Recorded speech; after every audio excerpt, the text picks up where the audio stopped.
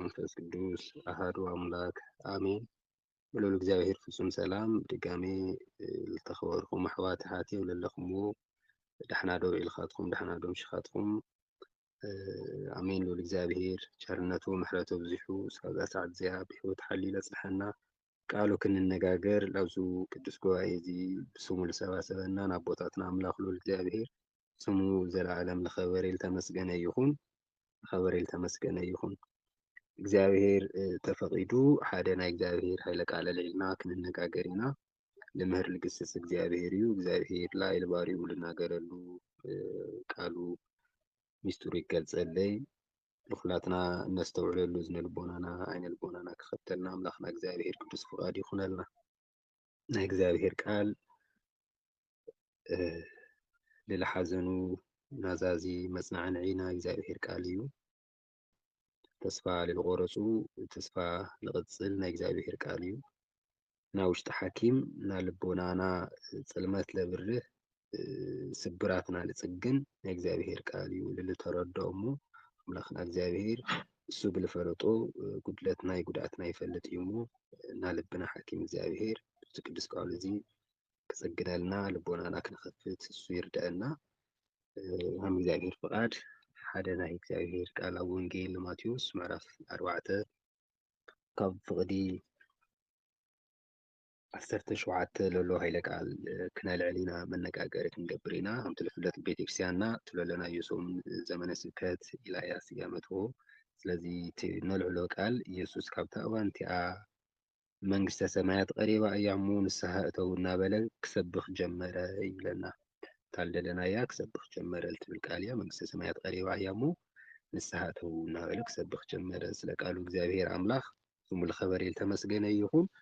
ቅድሚ እታ ፍቕዲ 17 እዚኣ ቅድሚ ምንጋሩ ወንጌላዊ ቅዱስ ማቴዎስ ካብ ቁፅሪ 15 ዝተነገረ ትንቢት ቃል የልዕለልና።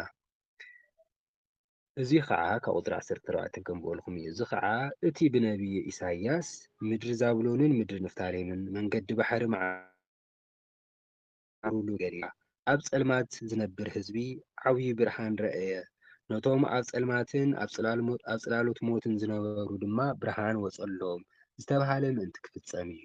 ስለ ቃሉ ናቃሉ በዓል ቤት አምላኽና እግዚአብሔር ስሙ ዝኸበረ ዝተመስገነ ይኹን።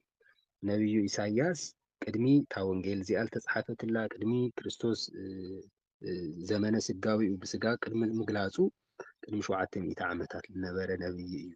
ኣብ ኢየሩሳሌም ዝነበረ ነቢይ እዩ። ነቢዩ ኢሳይያስ ስለ ክርስቶስ ምምጻእ ኣፍቱ ናይ ትንቢት መጽሓፉ ደረቅ ሓዲስ ተባሂሉ እስካብ ዝጽዋዕ ሓዲስ ኪዳን ብደረቁ ብትንቢት ቃል ብደረቁ ዳርጋ ዝጸሓፈ ስለ ዝኾነ ማለት እዩ። ካልኦቶም ናይ ትንቢት መጽሓፍትታት ፍልይ ብዝበለ ብንጹር ቃል ገይሩ እዩ ላቕመጦ ንሪኦና። ታልደለኽዋና ነቢዩ ኢሳይያስ ቃል ትንቢት እያ ትብል ኣብ ጸልማት ዝነብር ህዝቢ ዓብዪ ብርሃን ረአየ። ነቶም ኣብ ጸልማትን ኣብ ጽላሎት ሞትን ዝነበሩ ድማ ብርሃን ወጸሎም። እዚ ቃል እዚ ልመን ተነገረ ቃል እዩ።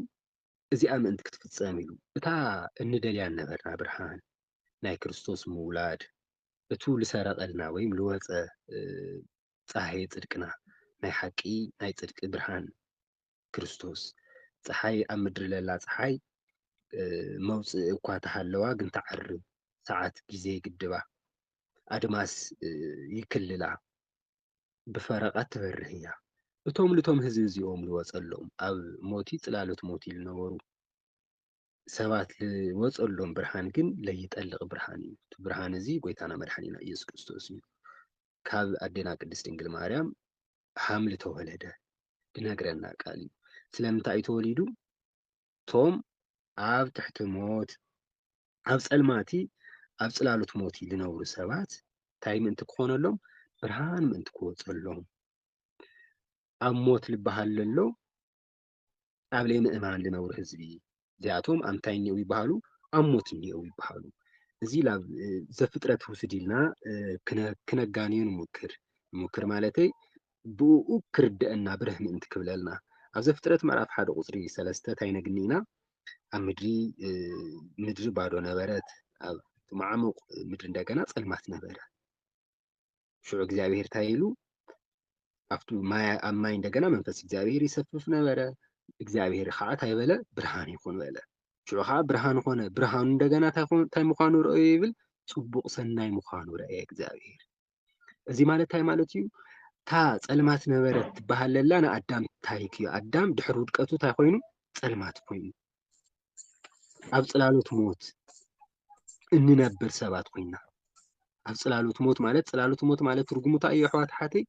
ጭንቀት፣ ናብ መንፈስ ምህዋኽ፣ ለይምርግጋዕ፣ ሰላም ምስኣን ትሕዝኑ ኣለኹም ዲኹም ኣሕዋተይ? ኣብ ክፍኣት ምንባር እዚ እንታይ ይበሃል?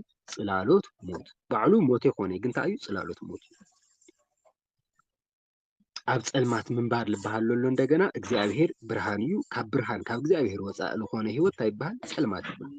ስለዚ ኣዳም ካብ ብርሃን ካልኾነ እግዚኣብሔር መንበሪኡ ናብ ክብሪ ዝፋኑ ካልኾነ ኤደን ገነት ተሰዲዱ ኣብ ዝወፀሉ ግዜ ኣብ እንታይ ነይሩ ይበሃል? ኣብ ባዶ ዝኾነ እግዚኣብሔር ዘይብሉ ኩሉ ነገር ባዶ እዩ። ዓለም ባዶ እዩ። ኣብ ጸልማት ነይሩ። ኣብ ጽላሎት ሞት ነይሩ። ጽላሎት ሞት ማለት ጽላኣት እዩ፣ ፍርሓት እዩ።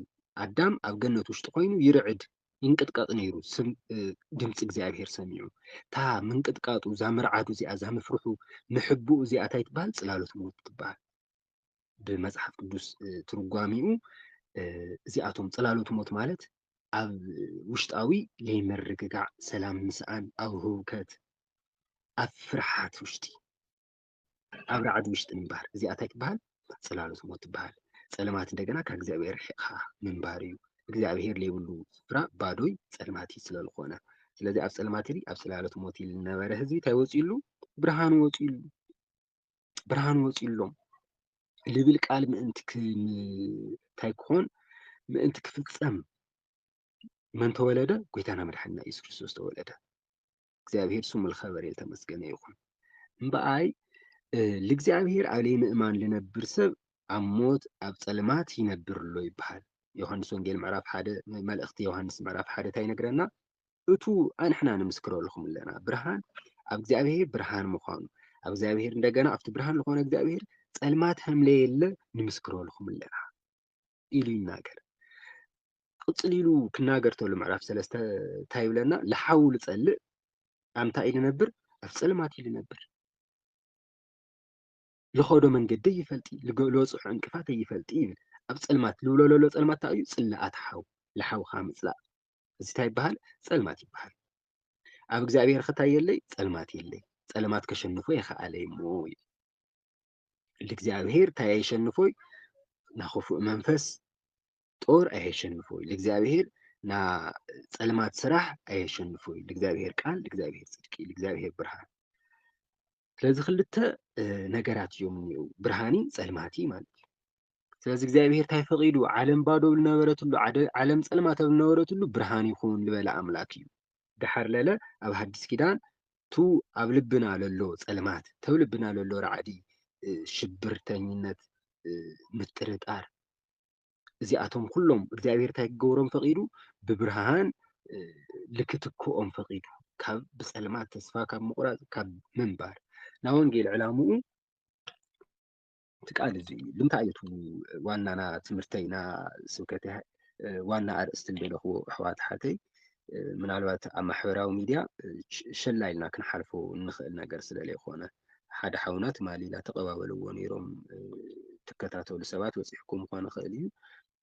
ብማሕበራዊ ሚድያ ከይተረፈ ጠቂዑ ክልተ እዚኣ ናብ መጨረሻ ፅሕፍተይ እያ ሰናበት ኣለኹ ዓለም ኣብዚ ዓለም እዚ ክፀኒሕ የደለኹ የፈተኽዎ እዩ ሓዱሽ ነገር ግዜ ካብ ምቑፃር ወፃኢ ሓዱሽ ነገር ተለይሃልዩ ይኣኽለኒ ኢሉ ዝሰደዶ ቃል ነይሩ።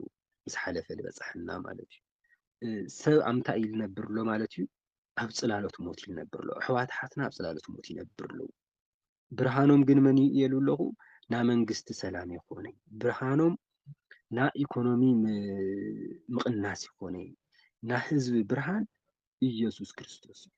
ጎይታና መድሓኒና ኢየሱስ ክርስቶስ እቲ ናይ ዓለም መድሓኒት ናዩ ቃል ተለይተገንዩ ልቦናና ካብ ጸልማትነት ውሽጥና ካብ ፍርሓት ዓለም ወይም ካብ ጽላሎት ሞት ኣይነምልጥ ኣይንርሕቕ ኣለና እዩ። ስለዚ ብዙሕ ሰብ ኣብ ጽላሎት ሞት ልንከራተት ዘሎ ምስኪን ህዝቢ እዩ። ሰኣን ላፍቱ ብርሃን ጎይቱ ተኣን ምምጻእ ስለዚ ሓቂ ክበጽሖ ክሰምዖ ዝግብኦ ነገር ስለ ዝኾነ ብርሃንና መን እዩ ንብል ጎይታና መድሓኒና ኢየሱስ ክርስቶስ እዩ።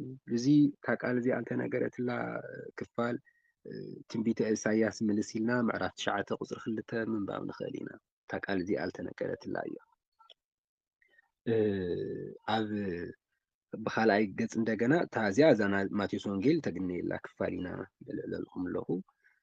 ጎይታና መድሓኒና ኢየሱስ ክርስቶስ ብኻሊእ ብቱ ናይ ደረቅ ሐዲስ ናይ ኢሳይያስ ቃል እንደገና እንታይ ክብል ነግንዮ ኢና ኣብ ኢሳይያስ መልእኽቲ ኣሚን ኢሳይያስ ትንቢት ምዕራፍ 42 ካብ ፍቕዲ 3 መጽሓፍ ቅዱስ ትከታተሉ ሰባት ምንባብ ትኽእሉ ኢኹም።